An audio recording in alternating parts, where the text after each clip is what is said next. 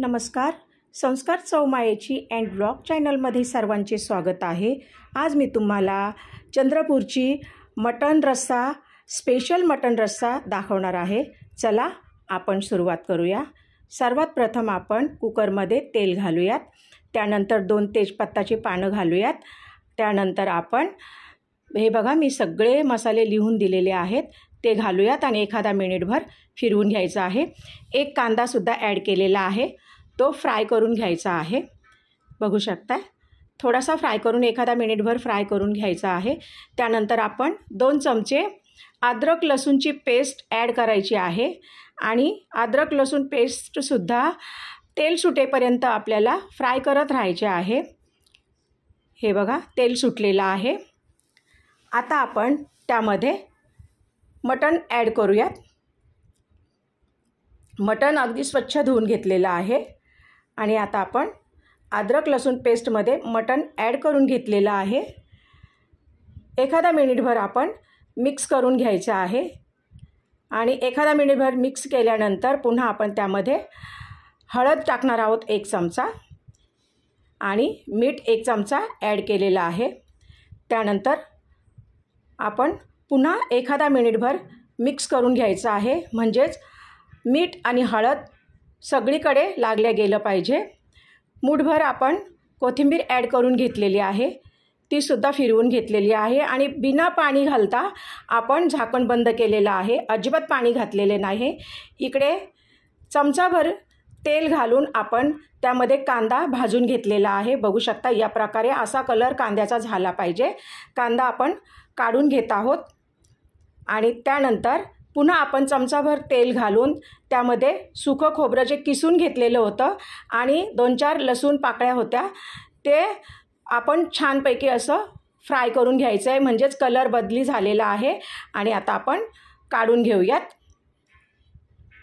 त्यानंतर बघा दगडी फूल आणि तेजपत्ता, काळी विलायची, दालचिनी, बघू शकता शहाजिरं, 2-3 लवंग आणि 2-3 काळी मिरी आणि हिरवी वेलची, हे सगळे गरम मसाले आपण थोडासा एखादा मिनिटभर कलर बदलेपर्यंत स्लो गॅसवरती भाजून घेणार आहोत. अगदी स्लो गॅसवरती भाजून घ्यायचा आहे आपल्याला गरम मसाला. बघा रेडी झालेला आहे. आता आपण काढून घेऊयात. मसाले छानपैकी भाजले गेलेले आहे. या प्रकारे आपण मसाला भाजून घ्यायचा आहे आणि आता कुकर उघडून बघूयात. बघा पाणी घातलेलं नाही, बिलकुल पाणी घातलेलं नाही, तरीसुद्धा किती पाणी आपोआप सुटलेलं आहे. बघू शकताय. आता त्यामध्ये 2 ग्लास शिजण्यासाठी, मटण शिजण्यासाठी मोठे 2 ग्लास गरम करून घेतलेले आहे आणि मोठे 2 ग्लास मी पाणी ॲड करून घेतलेलं आहे. बघू शकताय. आणि त्यामध्ये 1 मोठा टोमॅटो चिरून घेतलेला होता, तो सुद्धा ॲड करून घेतलेला आहे आणि झाकण लावून मी 4 शिट्ट्या काढून घेणार आहे.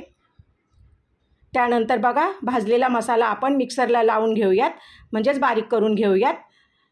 चला मिक्सरला लावूया. बघा मसाला बारीक झालेला आहे. या प्रकारे मसाला वाटून घ्यायचा.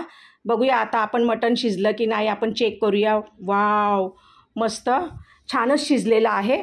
4 शिट्ट्यांमध्ये आमच्या कुकरमध्ये मटण शिजल्या जाते.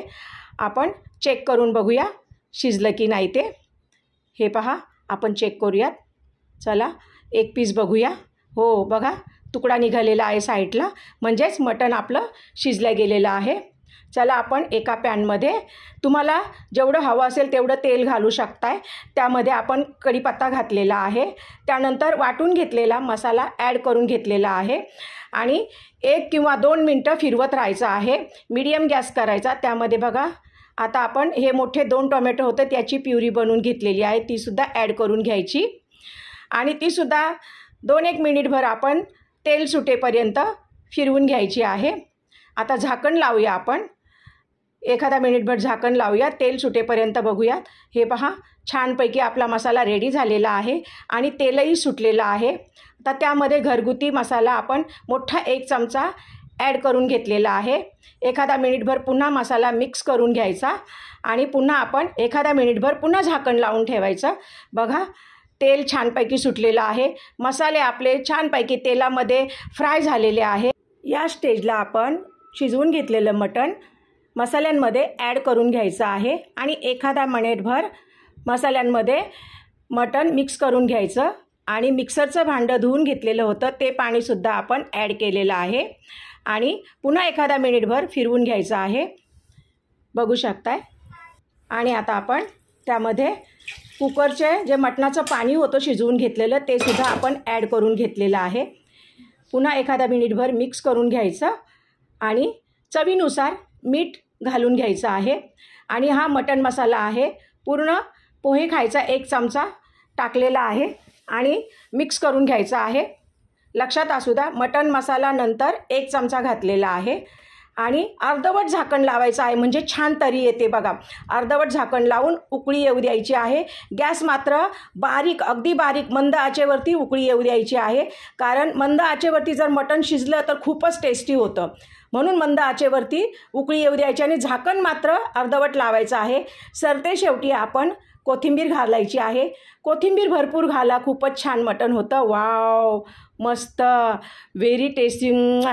हा हा हा हा, अरे वा वा, बढ़िया, बहुत ही टेस्टी, खूपच सुंदर आणि स्वादिष्ट असं मटण करी आपली रेडी झालेली आहे। बघू शकताय तुम्ही असा कलर येतो आपल्या मटणाला, बघू शकता किती सुंदर आणि टेस्टी। जर तुम्हाला माझी मटण करी रेसिपी आवडली असेल तरच माझ्या चॅनलला लाईक करा, शेअर करा, सबस्क्राईब करा, बेलचं बटन दाबा, म्हणजेच मी रेसिपी बनवल्यानंतर तुम्हाला सर्वात प्रथम नोटिफिकेशन येईल।